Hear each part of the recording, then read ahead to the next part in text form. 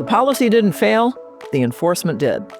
No-call, no-shows and job abandonment are some of the most misunderstood areas in HR. In this episode of the HR Investigations podcast, I'm going to break down why call-in policies still matter, the investigation red flags that surface when enforcement is inconsistent, and how these issues are handled in real internal investigations. And this includes some of the same kind of scenarios we worked through in my upcoming February virtual investigations workshop. Welcome to the HR Investigations podcast, exploring the issues, challenges, strategies, and solutions.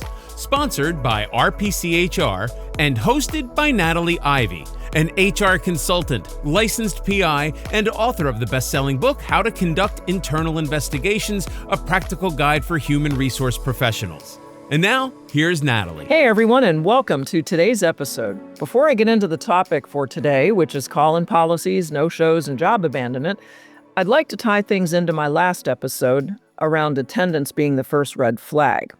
In that episode, I talked about some key reasons why employees fail to show up for work and also the challenges when investigating attendance cases. Well, what are the challenges? Well, these are usually lack of managers' documentation and managers who have a tendency to cut some slack to certain employees, but not with others. And when we do that, that issue can lead to allegations of discrimination. Why? Well, is it fair that one employee, let's call him Garrett, is allowed to come in late, sometimes 20 minutes late, and call out sick, often on Mondays when he's kind of extending his weekend, and the manager just doesn't even say anything, no accountability. Yet another employee on the team, let's call him Lucas, Lucas is just 10 minutes late and had one unexcused absence when he legitimately just did not realize that he was out of PTO. He wasn't paying attention to his bank, but yet that very same manager issues Lucas a corrective action letter, but doesn't say a darn thing to Garrett. See the problem? This gets employers into hot water. And how? EEOC charges of discrimination, specifically around Title VII. If Garrett and Lucas are employees of, let's say, different protected characteristics, let's say race or national origin, gender. Okay, you can see my logic here, all right? This is the problem. The manager's playing the I like you, Garrett, but I don't like you, Lucas game, all right? In today's episode, I'm going to continue with the same subject, but we're going to talk about call-ins, no-shows, and job abandonment, and then the red flags that come up. All right, let's dig into why call-in still matters. Look, call-in policies do sound, if you will, a little old-fashioned.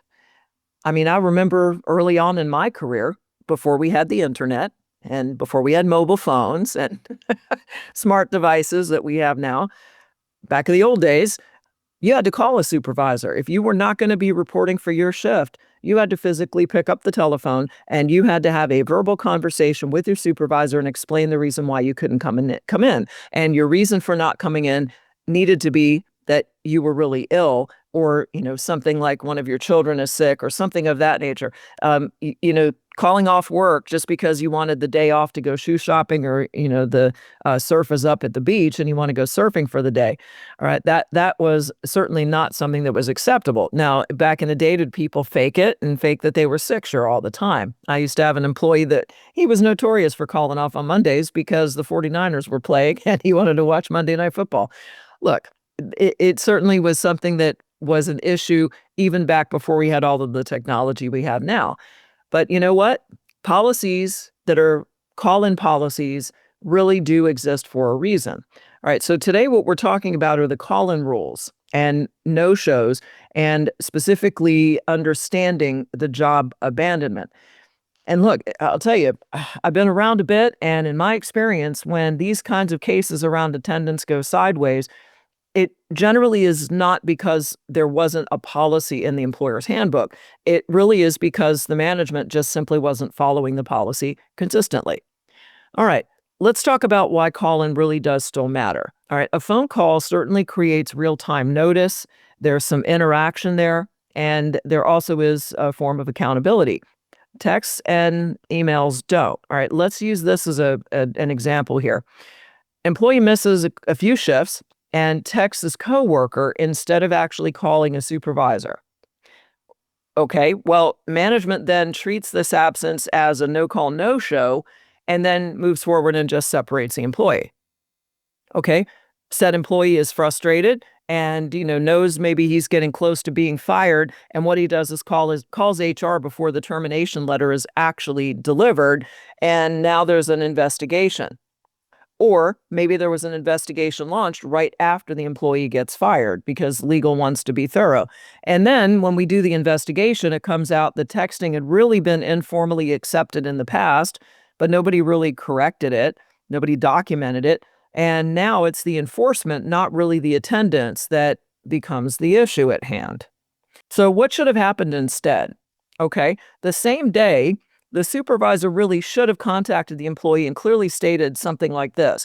Employee, look, per policy, hey, absence have to be reported by phone to supervisor before the start of your shift.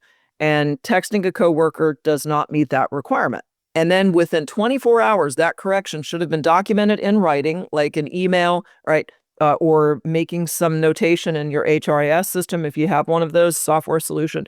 Not as discipline, but verbal policy clarification. And then from that point forward, the rule needed to be enforced the same way for everybody. All right, if that correction had happened the first time texting was allowed, the later termination really would have been defensible. Now, let me talk about some investigator red flags. All right, when I hear statements like, well, we usually accept texts, or, well, I'll ask, tell me about your process for call-ins. What are the procedures? And then I hear, well, it depends on the supervisor or manager. Ouch. All right. And well, to the best of my knowledge, the way they've always done it is the employee would be able to text in or send an email. You see, so I already know through those statements that enforcement of this is really, really going to be a problem. Right. So the employer is trying to move forward in many cases with disciplinary action or even moving forward with a separation of employment. But it's just a hot mess the way that they are really handling the enforcement of their policy. Now, let's move on and let's talk about no call, no show versus job abandonment. All right. No call, no show is a policy violation. Job abandonment is a process. All right. Let me give you another example. All right. Let's say we have an employee. We'll call him Larry. And Larry misses 2 consecutive shifts. And then the third day, the employer just moves forward and processes Larry's separation as job abandonment. There was no documented outreach. Like, did anybody pick up the phone and try to call Larry's cell phone or call his house? Did anybody try to send an email to Larry? Right? Anybody try to text him and see what's going on? No written notice, like, hey, notice that's sent, email letting Larry know, hey, just so you know, you haven't reported for work, or documentation that the supervisor and maybe HR tried to reach out to the employee and document the date, time, and the details of the message that was left. No written notice, right? And then no waiting period. Okay, if the policy states 3 consecutive days of no call, no show, what in the world are we doing here? After 2 consecutive days, we're taking a shortcut. All right, that shortcut is very much the centerpiece of the investigation. The employer is failing to adhere to its own policy. All right, here's the correct approach. All right, if your policy defines job abandonment as 3 consecutive no call, no shows, then you need to follow that timeline exactly. No matter how inconvenient it feels, no matter how much pressure you might be getting from like an upper level leader that they are so done with this employee and want them gone. I mean, I deal with that all the time as an HR consultant. All right, each missed day here should include documented outreach, like the call attempts, any voicemails left, preserving any emails, and whether or not there was any sort of response. Before you go forward and you finalize abandonment, right, the employee should receive some kind of written notice identifying the missed shifts and what the policy language is and a clear deadline to respond. Also, here's the other thing. Sometimes there are emergency situations that come up. I've had situations personally while I was in leadership and also over the years in running RPC as I'm consulting with our clients there are times that employees do get into car accidents. There are times employees do wind up in the hospital. I personally had a situation back when I worked in HR with an employee in our shop. He was a technician, and bless his heart, he wrecked his motorcycle on the way to work. And the guy was in the ICU, and his boss was looking for him. His buddies in the shop were looking for him. Nobody had heard from him. We certainly thought it was very uncharacteristic of him.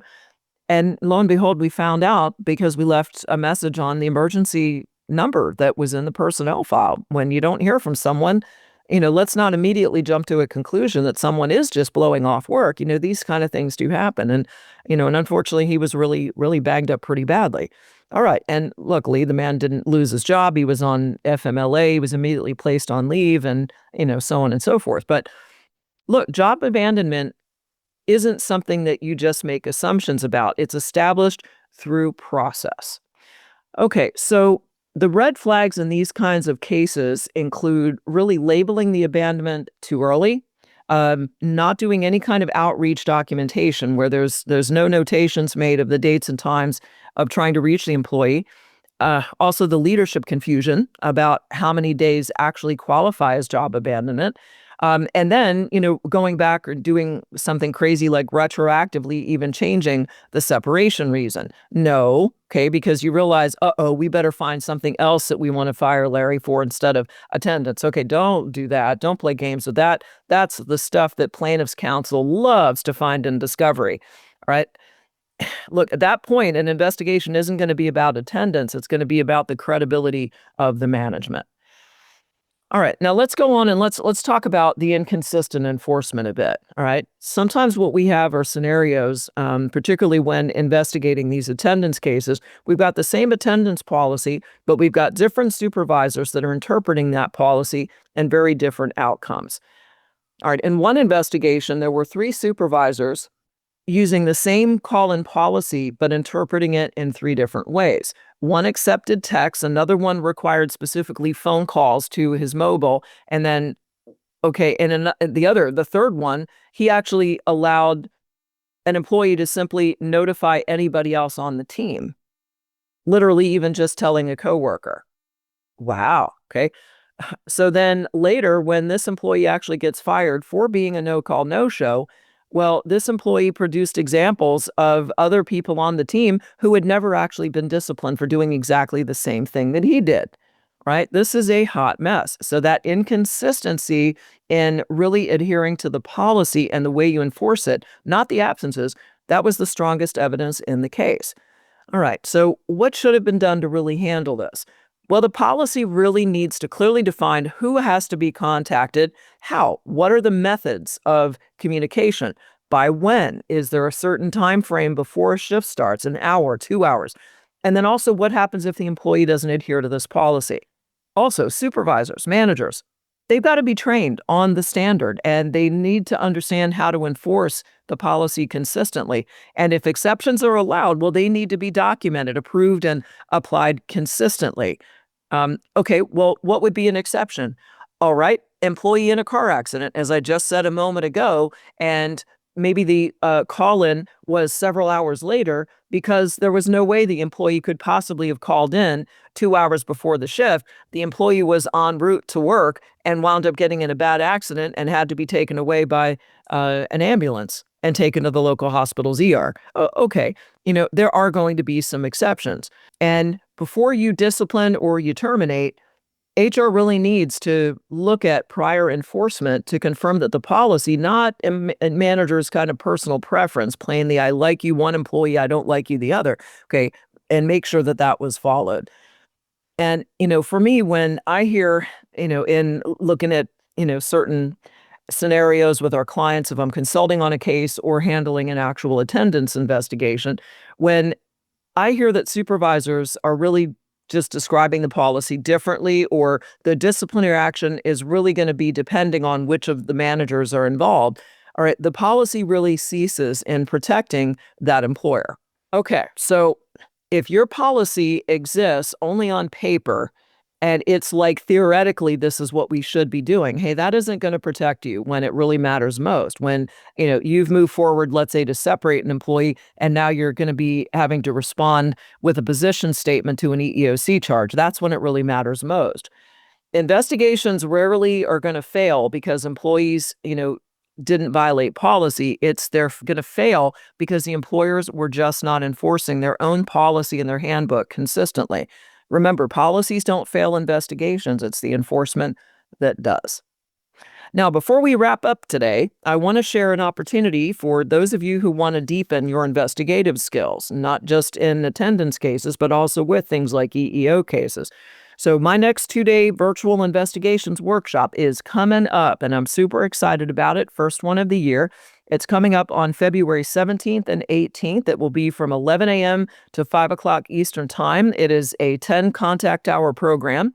And right now you can take advantage of Premier Access pricing, which is early bird. And when you register during this period, you're also going to snag a complimentary copy of my new book, How to Conduct Internal Investigations, a practical guide for HR professionals. And you're also going to get 10 HRCI or SHRM credits, or both if you're certified with both. And you're going to receive the Certified HR Investigator badge that you can showcase on LinkedIn and on your professional profiles.